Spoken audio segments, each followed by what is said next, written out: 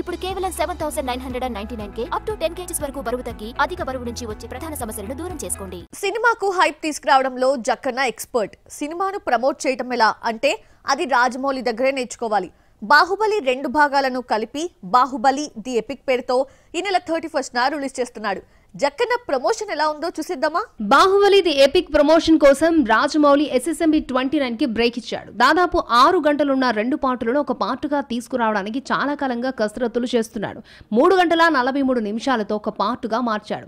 మూల కథ చెడకుండా, కథనంలో తేడా రాకుండా కొన్ని సీన్స్, ఫైట్స్, సాంగ్స్ తీసేశాడు. ప్రభాస్ తమన్నా మధ్య లవ్ స్టోరీ, పచ్చబొట్టేసిన సాంగ్, ఐటెం సాంగ్ తో పాటు కన్నా నిద్రించిన సాంగ్స్ తీసేసినట్టు రాజమౌళి తెలిపాడు. అలాగే కొన్ని యుద్ధ సన్నివేశాలు తొలగించాము అన్నాడు. బాహుబలి ది ఎపిక్ రిలీజ్ కి 2 నెలలకు ముందే చేసిన ఇంటర్వ్యూను రిలీజ్ చేస్తే అది కాస్త 1:08 నిమిషాలుంది. ఇంత పెద్ద ఇంటర్వ్యూను రిలీజ్ చేయడం జక్కనకే చెల్లింది.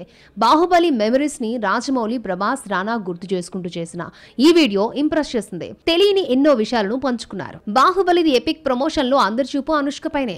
లీడ్ రోల్ పోషించిన miss Shetty, mister Polisetty, ఘాటీ promotion కి అనుష్క రాలేదు. ఎపిక్ రిలీజ్ కి ఇంకా 2 రోజులే ఉన్నా అనుష్క ప్రమోషన్ లో కనిపించలేదు. ఎపిక్ పై ఉన్న హైప్ భారీ ప్రీ బుకింగ్స్ కు తెరలేపింది.